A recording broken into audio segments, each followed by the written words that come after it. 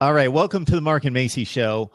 What I'm going to explain to you is, so for the past couple weeks, I have done like an intro. It's called a tease in the business, and I get a lot of intrigue, and I'm kind of curious to see when I watch the replay what Macy's response is going to be, whether she kind of smirks or laughs or whatever it is. So last week, though, Macy, I think you were just totally geeked up for this fantasy baseball draft that I just started talking and you started going, doing that. And then you thought I was done, I think, or you weren't paying attention. You started doing it again. And I completely missed it until I watched the replay because I was like locked in on my paper and I completely missed the reaction. So, yeah, that's okay. I was just super, super excited for some fantasy baseball. So, as the commissioner of the league, I had to show excitement. That was great. I thought it was awesome. I just thought it was kind of strange that I was completely oblivious to your excitement while I was locked in on my paper. So I do have a little tease here. So here we go. Official start of the show.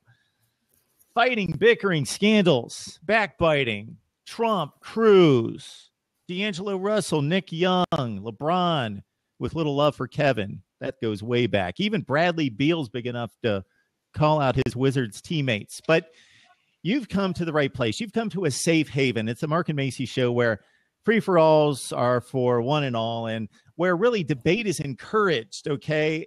We let the passion flow. Yes, fighting is allowed with a wink or two because we know it's all in good fun. All right. Yes, it's our 18th edition of the Mark and Macy show. And despite construction and all kinds of chaos going at the Golder household, Macy has found a place to kind of hide and join us. Yes, so I am joining you guys tonight. It was either going to be my car out in the driveway or a corner in my parents' bedroom. So sorry to mom and dad, but we're having work done and they're working crazy. So if you guys hear, some loud noises, whatever, apologies. the car might be getting gotta make it work. I think this was a good choice. Car might have been interesting. All right, very good. So basically, we just do whatever we need to make this happen. So whatever it takes, Correct. It takes. All right, so let's take care of the housekeeping, which means you need to follow us on Twitter, The Mark and Macy Show, and also our website, markandmacyshow.webs.com. I've got it written right here so I don't forget this time. And we've got a YouTube channel, easy to find, Mark and Macy. Just type it in there, look down your YouTube list, and you will find our channel right there. So, of course, you were excited last week. You've got to be excited this week because there's going to be actual baseball being played very soon. So we've got a Sunday night game. Then we've got going into Monday where just about everybody hits the field. So I don't think opening day for baseball is like any other opening day because that's opening day. When I think, okay, the NFL has an opening day, of course, everybody has an opening day. But when somebody says opening day, I think baseball. Definitely. That is like the opening day. It's one of those special things. I look forward to it every year. Don't get me wrong. But, this year, I don't want to say I'm a little upset, but the Mets are opening up at Kansas City. And I think that's going to sting a little bit. We're going to see them raise the banner and, blah, blah, blah, World Series champions. So that stings a little bit. But, being in Philly and being a Mets fan, every single opening day of my life that, I've been aware of, people always send me the link to the Family Guy clip of one of the characters sitting in the crowd saying, "There's the first pitch and the season's over," because as a Mets fan, that seems what your life is like. So I always get a good kick out of that.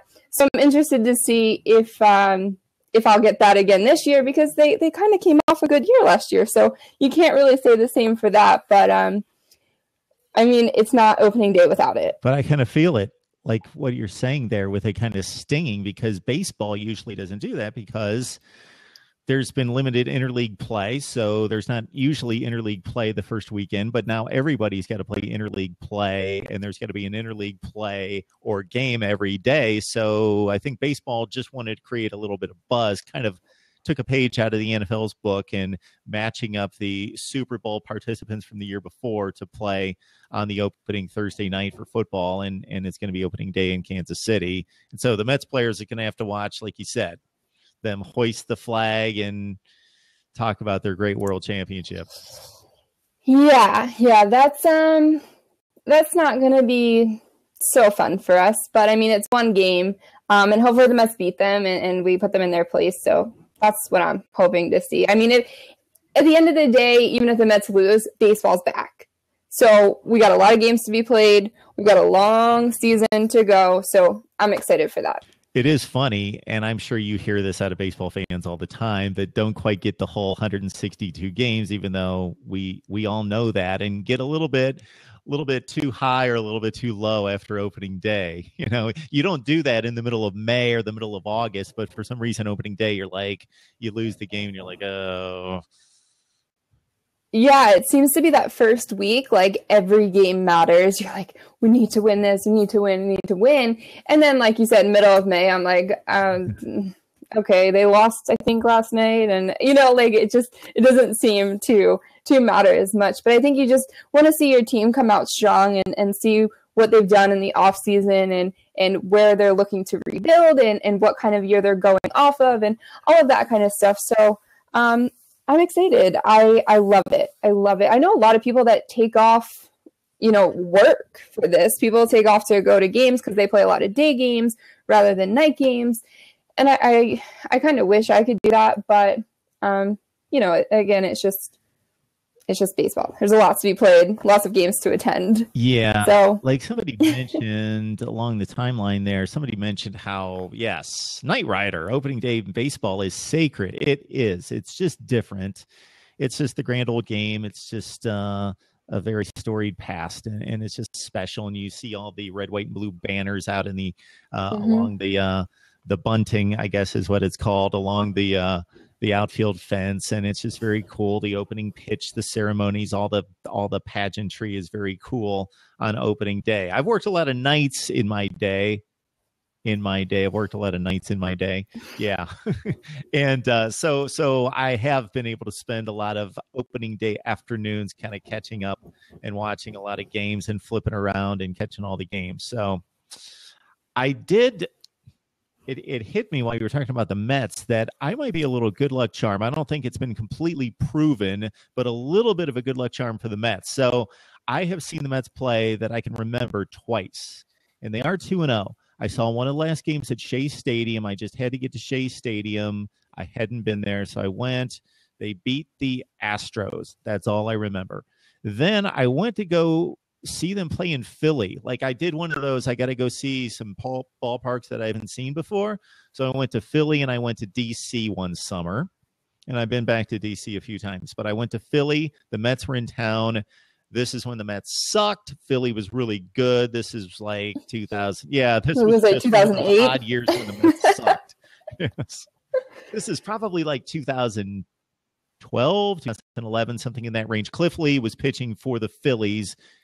Being an ex-Indian, I love Cliff Lee. Too bad. Injured, can't play anymore. But Cliff Lee, this is when he was on top of his game, and it looked like it was not going to be a good game for the Mets, but they won on that particular night. Sorry, I don't have any other memories of that one. Yeah, just had to go see the ballpark and do one of those ballpark trips to go see Philly. So I did that. You know what I thought was interesting? I was out with my brother last night, and my brother, you know, he doesn't really care about sports, and I love him dearly, but he just, sports aren't really his thing. He likes to attend sporting events. He likes to tailgate. He loves, you know, that aspect of it, and he loves the aspect of maybe being a fan. He wears shirts, jerseys, hats, you know, but if you asked him, you know, what inning it was, he would say, I don't know, the fourth quarter. Like he has no idea, but it's okay. Last night we were out and they were showing one of the Phillies, you know, preseason game or whatever, like on TV. I don't even know what it was from. And he made a comment, and he kind of started like jumping up and down. He's like, look. And I'm like, what? Like, what are you looking at on the TV? And he said, baseball's on. And I was like, dude, are you feeling okay? Like, when do you care about baseball being on TV? And it's the Phillies. Like, he's a Mets fan too.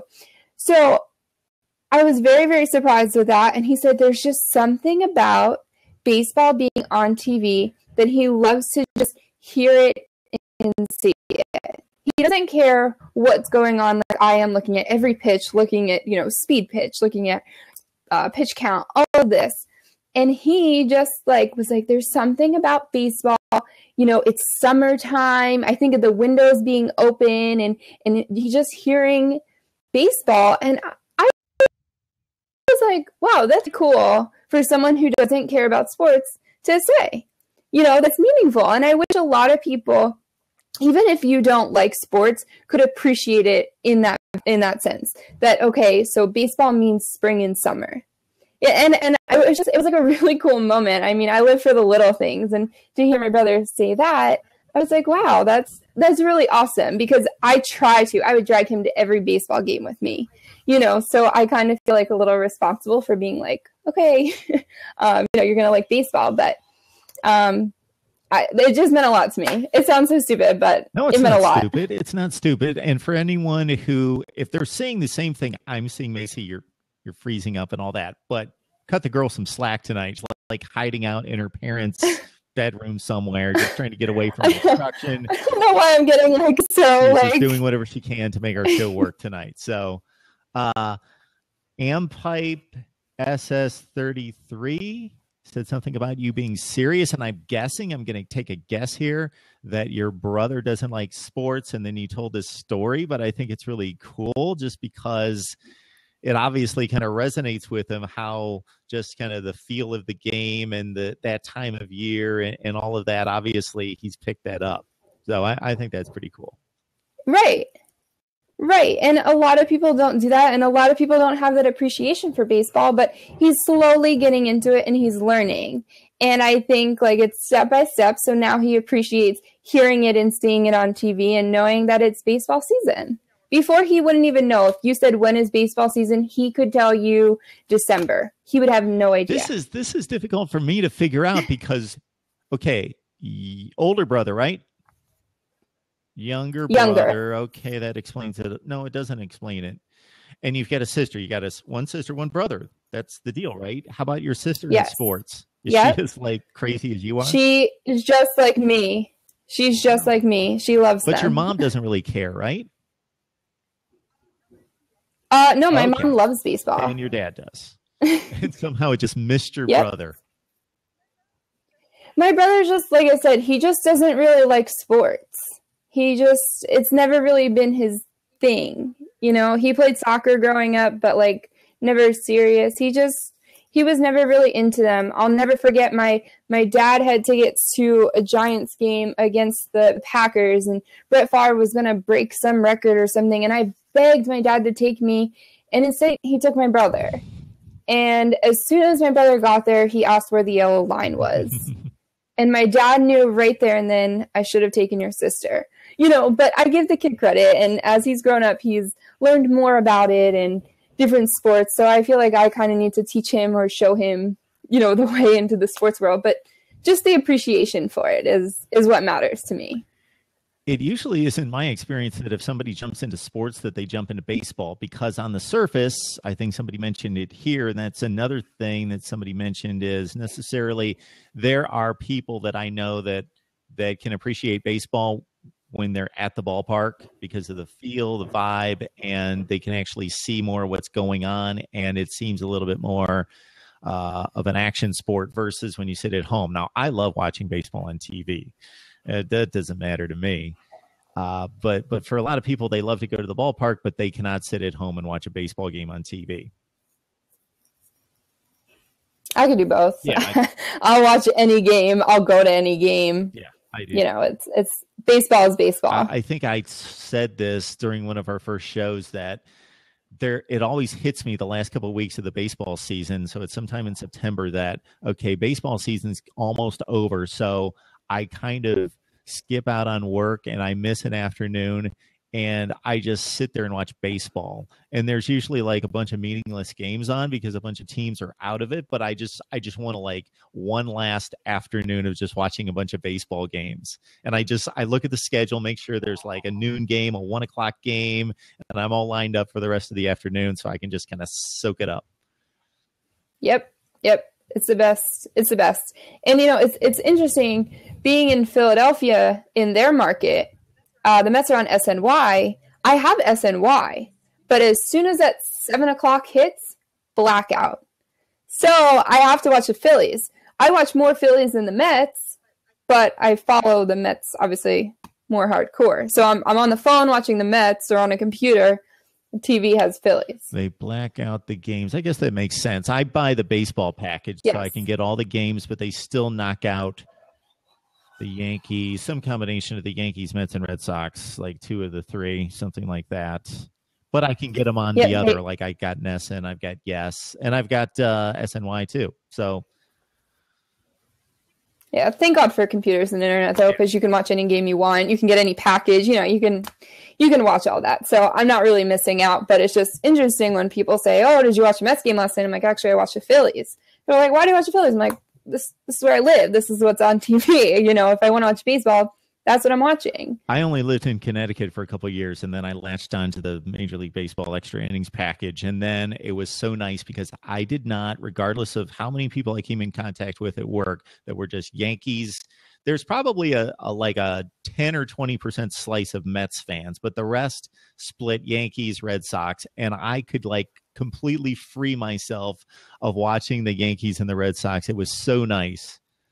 I will watch like the Padres and the Rockies play over watching the Yankees and the Red Sox. I have just been so consumed with that, and I'm just absorbed with that living where I live that I want nothing to do with it other than, I'm kind of burnt out on the Yankees and the Red Sox. But it's interesting, too, when I go to my beach house down on Long Beach Island, which is south of me, where I am in PA. It's actually, further south. They get SNY, and they show the games. They don't black it out. So they show the Philly games and the Met games. And I'm like, how does this make sense, But I guess because I'm technically Philadelphia market, that down there is kind of, I don't know, South Jersey market, if that's even a thing, but there's a lot of New York people that go there. There's New Jersey people who they assume might be Mets fans, so they have to show everything. So that's the one good thing about summertime and the beaches. If I'm there, I know I can at least watch the Mets.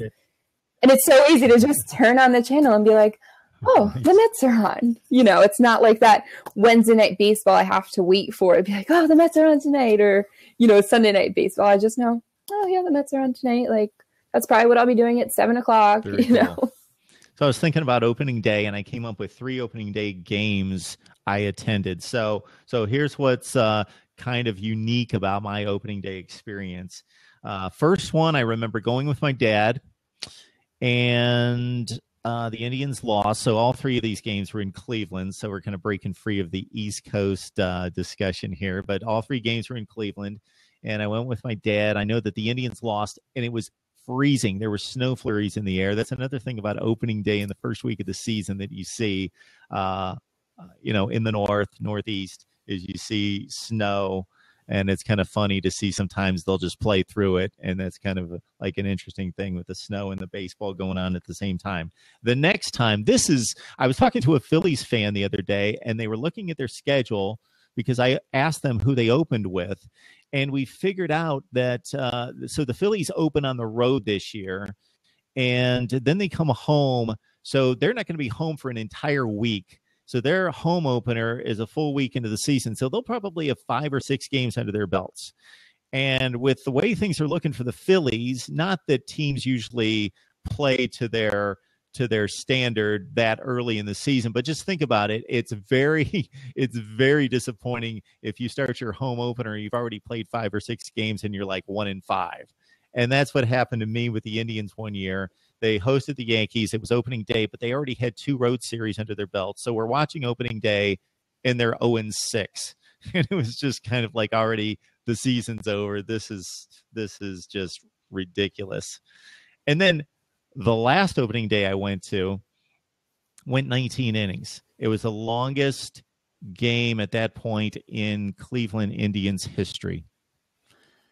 And I was supposed to go furniture shopping, but that got blown away. Whoops. So yeah, that's my opening day. I guess I'm 0 for 3 on opening. So now that you just said that and it just clicked, I am also a big minor league baseball fan. Yes, I love the Trenton Thunder. They're like my go-to team. I go to those games all the time, at least 2 games a week. I love them. Love it. So their opening day is next Thursday. So unfortunately, I will be there at 7. Macy's gone. Please join us again. I think I got that. Macy's going to blow off our show next week is what I heard. Yes, I am. No, so I am. They have their season opener next Thursday at 7. So we will have to either do an early show or really late show or a different night of the week show. Okay, we'll figure it out. But yes, I guess I can get passed over for baseball, I guess. But I'm sorry, I love it. I mean, we could try like a blab from there. We could try. Give it a shot. We could give it a shot. That would be kind of cool. Trenton, yeah, so, how close is that? Really? Not far at all. Okay. Yeah, I guess I didn't realize Philadelphia obviously being in Pennsylvania, but it's right on the border. That the last time I went to Philadelphia, yeah, it's right across from New Jersey. I didn't completely make that connection that it's basically in New Jersey. Yeah. I mean, I'm still 25 miles away from Philadelphia. I'm not too close. But Trenton in New Jersey is literally right over the river, which isn't always the best thing. Okay. I won't delve into that comment. Well, Trenton's not the nicest place in the world. Oh, I didn't know that. I guess I have heard that now that it's coming back. Oh, no, it's awful. Trenton. It's awful. But they're really trying to make it, I think I worked indoor football there. They've got the Trenton Thunder, which is huge. They're trying to build it up into something. It's just, a lot of issues like they have all over the country. It's not just. And that's the football team you covered, right? Yes, indoor football. Yep, it was arena football. Mm-hmm. Yeah. Okay. Well, we've got the Final Four coming up on Monday or on Saturday, the Final Four, and then the championship game on Monday. I don't have a whole lot of rooting interest in this thing. North Carolina taking on Syracuse. I kind of like the 10 seed sneaking in there. Villanova, Oklahoma. I got nothing here in terms of rooting. Nothing.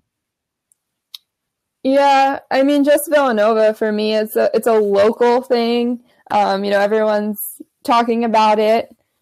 I mean, I have, like I said last week, I have a Villanova shirt, so I guess that's who I'm rooting for. I like Jay Wright. One of their big players, Ryan Archie.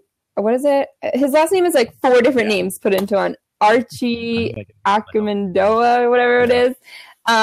He actually went to my rival high school. So he's like a really, really local guy. So it's just like a cool story, I guess, for them, but I'm not like hardcore rooting for them. This one, I just want to see good games. Yeah, so our friend Chris Nessie apparently picked Nova in North Carolina. I guess we can believe him. But that's pretty impressive if he pulls that off after all these upsets. But, on one hand, the tournament always seems like it's going to produce a ton of upsets, and it does. But then those double-digit seeds, I know Syracuse, I kind of consider them an exception. It's Syracuse as a 10 seed. It still kind of followed the pattern and the 3 of the 4 regions were completely lined up 1, 2, 3, 4, or 1, 2, 3, 5 in terms of the seedings in the Sweet 16. So it seemed crazy, but it pretty much came down to form. The one thing nice about Villanova and Jay Wright is he's taken a ton of heat for not getting his team through the second round. And we can't hear anything, Macy, if it's out there. I don't hear anything. No, my dad just opened the door. What are you doing? I don't think he knew I was doing this, so I think I kind of caught him off guard. Yeah, you got to alert the house when you're ready to go on here. Yeah.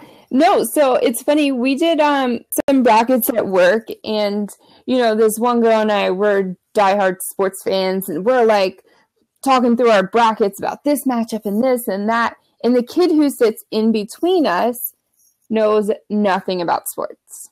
He doesn't care. He didn't even know what March Madness was when we said, "Do you want to, make a bracket?" When you no say idea. Kid, what are we talking about here? Talking about a guy? I mean, he's 22, 23. He's kind of a kid. I mean, I still consider myself a kid. So he makes a bracket, and we're like, "Okay, cool. Good luck. Thanks for joining us." He has Villanova and USC going to the final. He pretty much already won because everyone else is out. So there's the one guy that knows nothing, and he's going to win. He pretty much already won our bracket. Do you think you know more about that's it? Like, it just blows my mind. No, there's people that know more sports than me. That you met? Yeah, 100%. Okay. I was just checking. Yeah, 100%. You're into it. You know a lot.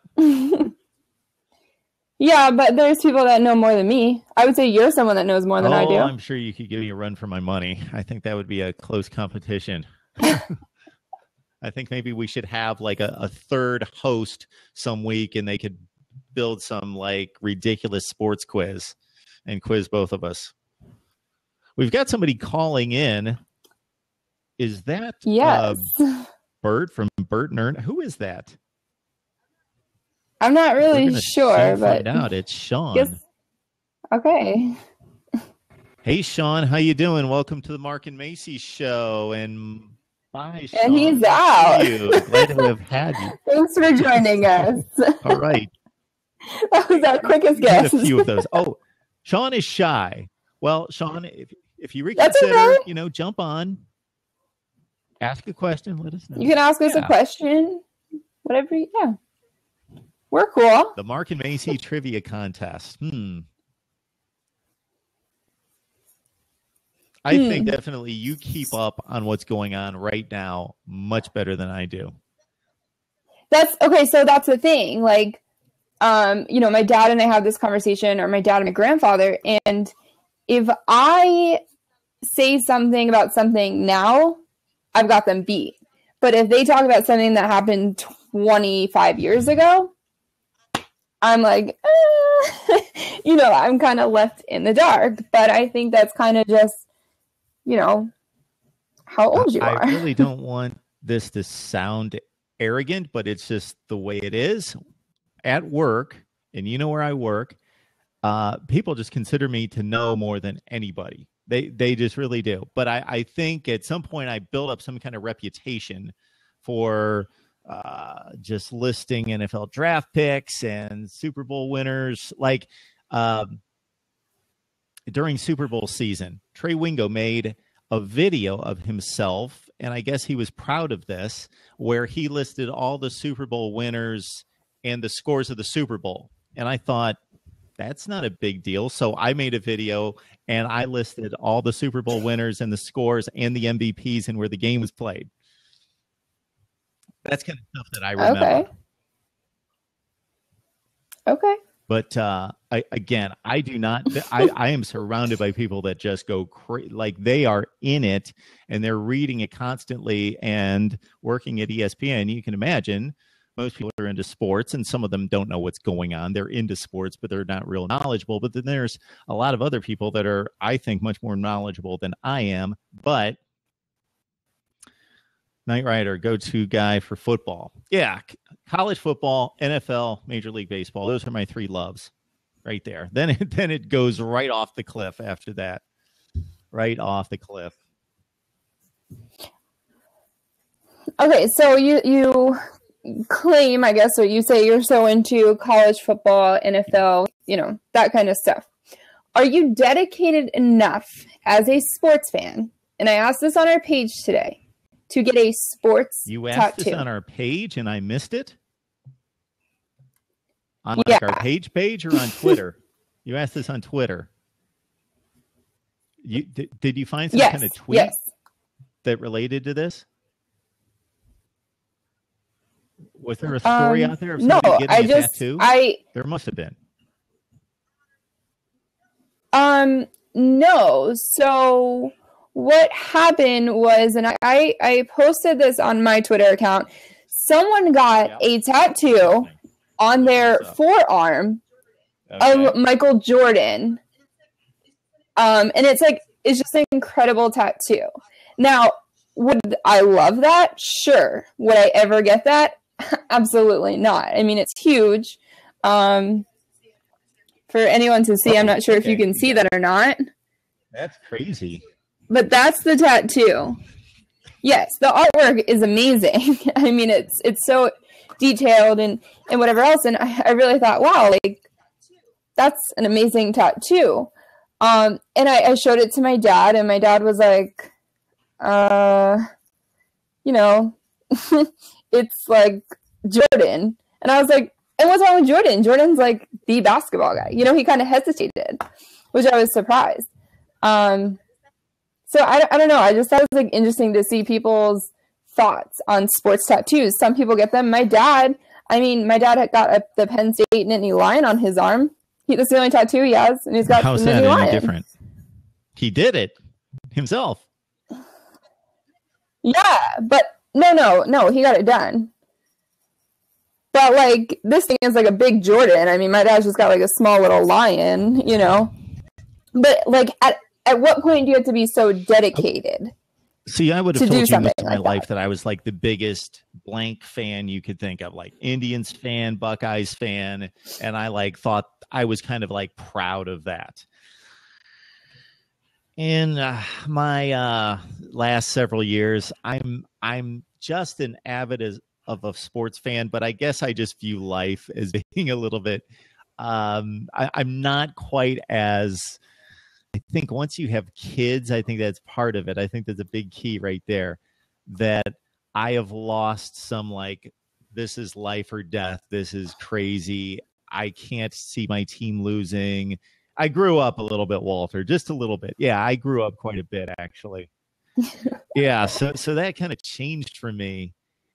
Most of this, if you walk in my house, I have tons of sports books. I have tons of clothing. I have tons of stuff. But I bought almost none of it. Everybody just buys that stuff for me. They know that I'm going to like it. They just buy it for me. But I'm not out buying stuff all the time. I did when I was younger. So Mark's going no with a tattoo. First of all, I will never have a tattoo. I can claim that right now. I can state that that will just never happen. I got nothing against them. Somebody else wants to have a tattoo. Got no issues with them. I didn't catch that. I don't really want to mark up my body. I kind of like it the way it is right now. It's interesting. Hands over here said, I would get MJ's signature if he signed my arm, which one time at the beach, I wanted to get a henna tattoo because I wanted a real tattoo, but I'm terrified of needles. So it will never happen. But I got a henna tattoo of Joe Paterno's signature on my wrist. Now, he's got a very distinct signature, if you don't know what it looks like, but it's very special. It's not something you could just easily copy right away.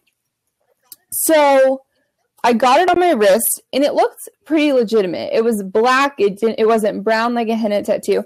And I posted a photo of it. And the responses that I got to that tattoo were amazing. Well, actually not amazing because people trashed me left and right.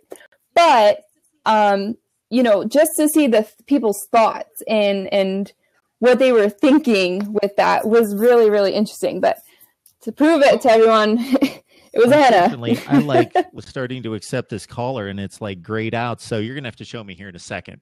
So before we take the call, I got one key question. When you bring up Joe Paterno, the key question in the response to the tattoo has to be, when did you get the tattoo? This was it might have been last summer. Because you understand my question. Yeah, if not last summer, then this summer before. Because so you 2 years. My question. Yeah. So of course. There would have been a far different reaction to that 5 years ago. Yeah. Oh, absolutely. Yeah. Most people thought would have said she's obsessed with Penn State. Shut up. Because that's what I normally get. Before all that went down and people were, that's great. No, it was after. So it was really interesting. It was all over Twitter. People thought it was real. And I was like, guys, it's just a henna. Like, chill. This will be off my arm in like 10 days, you know? So anyways, sports tattoos, there seem to be a trend now. But then at the same time, some people are kind of saying, you know, maybe like it's a come and go. And someone said over here on the comments, what about the people? And I think that's really interesting. If everybody heard what I just heard, they heard oh, and now she's gone. We've had 88 people come through our blab, including our good friends, Walter Knight Rider and also Chris Nessie. So we thank you so much for joining us. I was just pointing out, Macy, that we've had, welcome back to the show, that... It seems like when I bump people out or do anything, it's like, boom. So we have had 89 people join us tonight. So stick around. If there's anything you'd like us to talk about, we've been going on opening day in baseball and now tattoos, sports tattoos. And so, yeah, that was not difficult for me to answer that question. No tattoos, period, for me. That's just kind of my stance on that. But I think they're cool. Just not for me. It's not a Mark thing. Yeah, they're cool. I just couldn't handle it. I don't think I'd be too afraid. I can't even go to the doctor and get blood taken. So, but you would want it if it was pain free. Yes, you'd want a tattoo. Yeah. All right, but not a lot, just one, and one where you couldn't see it. Like I would know it's there. Okay, caller calling in. I'm going to institute a rule that please show us your picture. You may be the greatest sports fan in the world, may be an extremely nice person, but please, you heard what we just took here, right? So please identify yourself and please call back at some point. So I have like random YouTube videos running on my computer over here now because I was starting to look up our Twitter account to see your tattoo display. And I've got like this Elvis impersonator up here right now. Okay. just YouTube videos, just running. Okay, so we got another question. Oh, okay. Did either of you collect sports cards when you were younger? If so, which sports cards? Mark, I'm going to let you take the floor on this one because I don't have any. All right. Hans. Sorry if I screwed that up. Yeah, I loved baseball cards. I had to change the love to loved because, again, I grew up and I grew out of it, and the baseball card thing, yeah, I left that far behind. But I still have them. They're like tucked away. I look at them probably once every 5 years or something. But I have probably about 10 or 11,000 baseball cards. Yes, I've got quite the collection from mostly from the mid to late 70s to the mid 90s. So I used to love baseball cards. And that is probably one of the reasons why I remember a ton of baseball statistics, but they've kind of left my memory. So Macy, we used to play this game at ESPN. When I first joined ESPN, people would want to play this game with me where they would call up Baseball Reference. Do you know what site that is? Have you ever heard of baseballreference.com? No. See, Macy, it's what's really unique about you as a baseball fan is that you are a huge baseball fan, but you're not like a numbers person. I hate numbers. I hate math. I hate everything. Well, I'm not huge on math, but you've obviously heard this. Baseball and numbers are like, yes. married. And, you know, here's the thing. Like, I took a stat class in college, and I found it to be so difficult because I just hate math. And one of the questions that my teacher put as a like extra credit thing was, can you calculate this ERA? And I like sat there and figured it out. And like my teacher called me out on it. Like, you could sit here and calculate this ERA, but you couldn't figure out the rest of the stuff. And I said, well, it's just a preference for things that you like. You know, I don't like math, so I don't figure it out. But yes, it's a numbers game. Yes, it's a big numbers game. So what we used to do at ESPN is when I first started working, people would quiz me and they'd call up Baseball Reference. So if you're familiar with Baseball Reference, if you're not, you got to go to this website. It used to be one of my favorite websites. Again, now I'm going to be hooked. What? Now I'm going to be hooked. I don't know. It's just a bunch of stats. That's all it is. You can look up any player. You can look up any combination. It's got the box score of every game in history. It's just exhaustive. It's awesome. But again, I grew up. There it is. Michael D. Second helped us out with a link to Baseball Reference. So please stay here with us, the Mark and Macy Show, but check out Baseball Reference at some point. So it's very cool. So what people used to do is we'd play games and people would try to stump me, and they would take sticky notes and they'd call up a player's stat page for their career, and they would just cover up obviously their name and some key things, and then they would time me and see how long it would take me to recognize that player. That's pretty cool. That's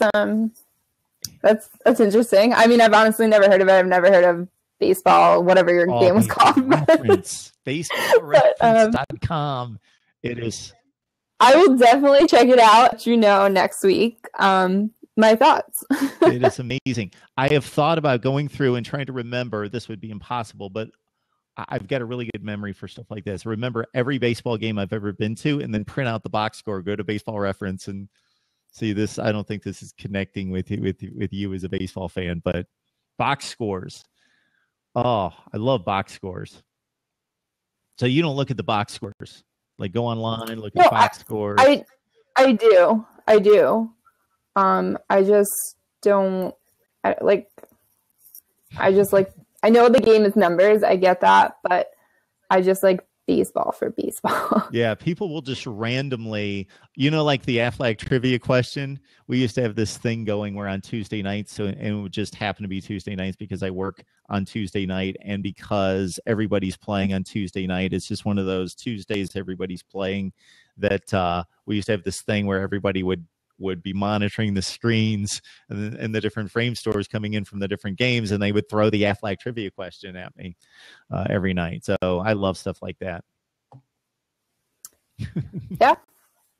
No, it's fun, and those are the kind of people I like to talk to. I like people that know things like that because that's where I learned something, and I can remember weird things like that, and then it just sticks,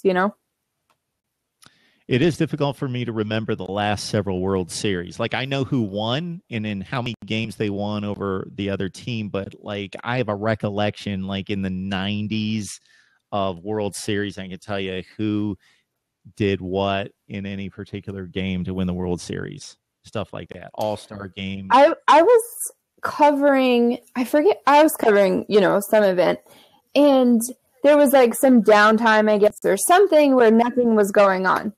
And all of a sudden, the other guys that were covering the game started talking about like the Final Four in like 1982 or something. I don't even know what it was. North Carolina, and I sat there, Louisville, Houston.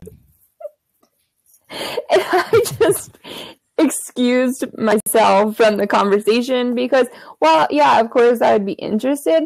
I wasn't really interested because I wasn't even a thought in my parents' eye then. Like, I didn't even exist to this world. Like, I wasn't even in outer space somewhere. Like, didn't happen. The first time, Macy, we kind of came across this was when you were throwing out like a Super Bowl trivia question for our Twitter, and I think you came up with like, and you threw out something crazy. What? Yeah.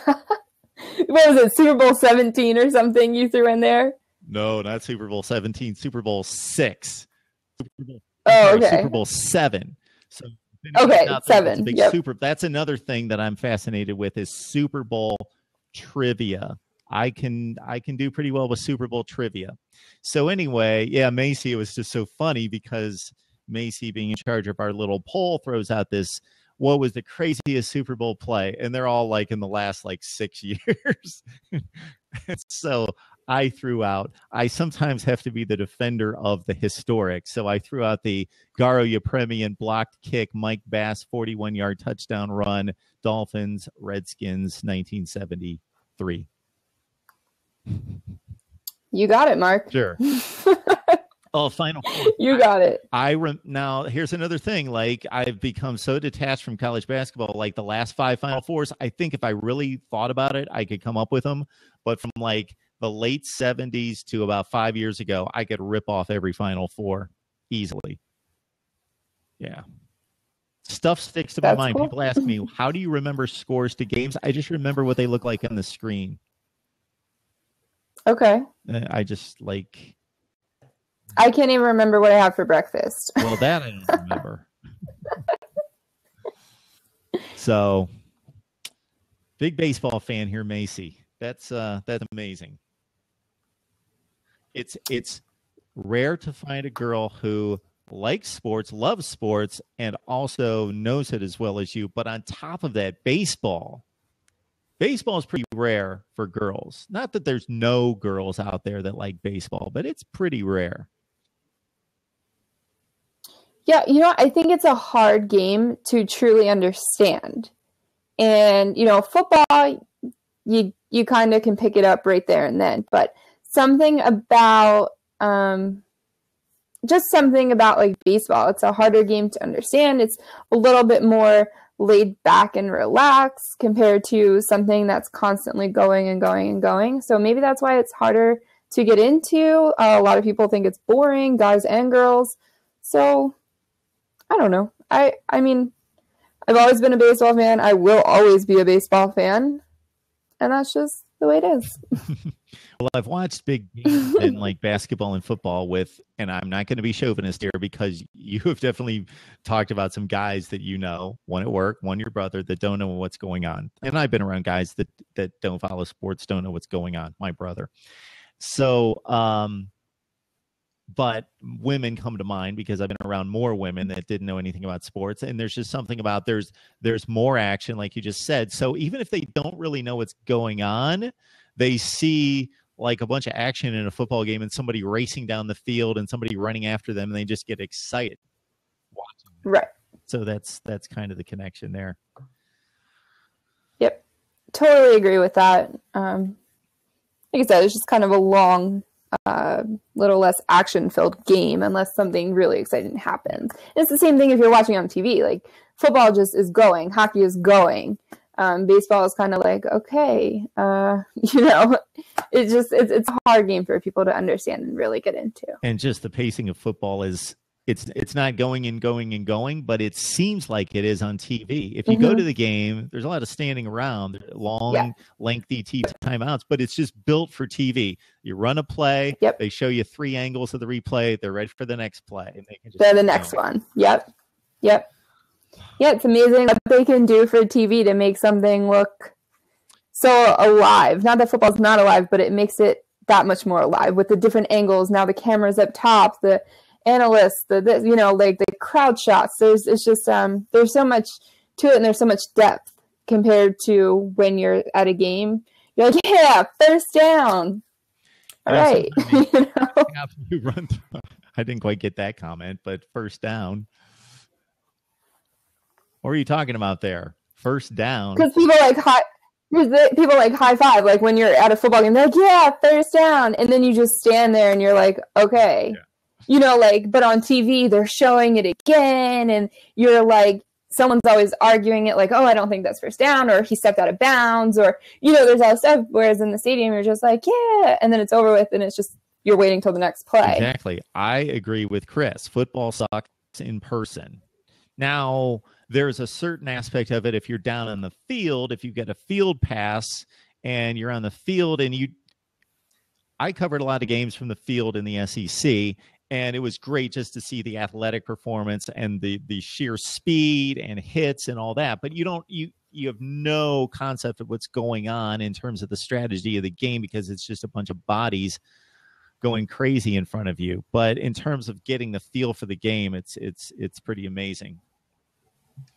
This is the 18th edition of the Mark and Macy Show, and so we come your way every Thursday night, maybe even next Thursday night. We shall see.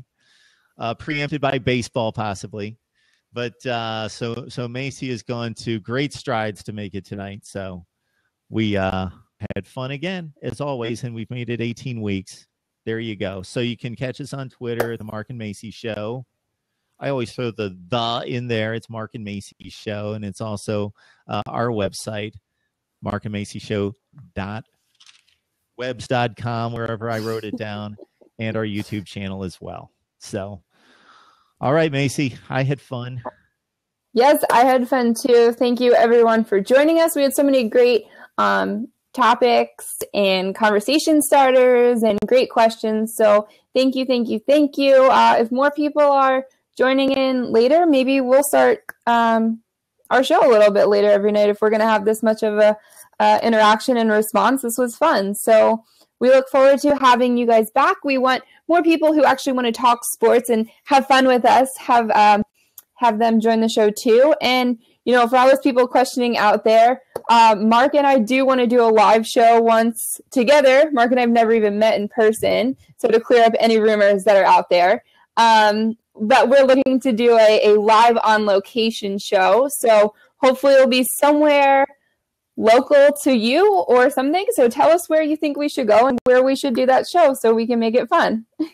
And I'm going to point out a few comments before we say goodbye and then throw something else out there because, Chris, thank you so much for posting the link to our website. So we do our best to try to keep up to date on the shows. Last show, Chris, you bailed us out. You were great. So Macy and I were in the middle of a fantasy draft and drafting and going crazy. Macy did a much better job of actually talking and engaging the audience at the same time of drafting. I was like, like doing that like every few minutes. So Chris jumped on with us and did a great job of helping us out as a third host for our fantasy baseball draft that took like 2 hours and 15 minutes, which actually wasn't bad because as soon as I tell people, Macy, that we've got a baseball league with 20 teams, they go, what? I know. Because we have no players on the waiver wire. I do have to say this, though. We are playing each other this week in fantasy baseball. We got matched up week one. And then that's it. Week one, Mark versus Macy. So good luck to you this upcoming week. Good luck to you. We'll definitely We'll check in on Thursday. Hopefully I'll see you in the playoffs. Yeah, we may have to change a few settings. That's right. That's reminding me of that, too. We may do a little settings change. And now I have completely forgot of what else I was going to mention here, but that's okay. So somebody mentioned to me that they were going to follow me because there it is. Michael D. Second, hopefully I catch that right, that your uncle pitched for the Reds in the 1972 World Series, which, of course, was won by the... I'm sorry, I was not paying attention to you. And I pointed that out. Well, we're all discovering that Macy doesn't pay attention to me, number one. Number two, I threw that your way because I knew you wouldn't be able to name the 72 World Series winners. So you caught me. That was the Oakland A's in the midst of a 5 division championship run and 3 consecutive World Series. So, yeah. So we're going to have to find out who your uncle is at some point. So, Chris, thank you so much. Walter, Knight Rider, great. Anybody who jumped on tonight that's never seen us before, we do this every Thursday night here on Blab. We usually do it around 6:45. We had some construction push us back a little bit later in the evening. So Ross Grimsley was a 20-game winner in 1978 for the Montreal Expos, who also pitched some time for the Cleveland Indians. Yes, Ross Grimsley and the Baltimore Orioles. Very nice. Okay. All right. Thank you, Michael. I could go on and on Very if you cool. keep throwing baseball players' names out there. But yeah, so please check us out on Twitter, Mark and Macy Show, our website as well, that Chris was so nice to post here. And we'll do it again next Thursday. And you can let us know during the week what you would like us to talk about. And Yes. we'll jump on with that as well.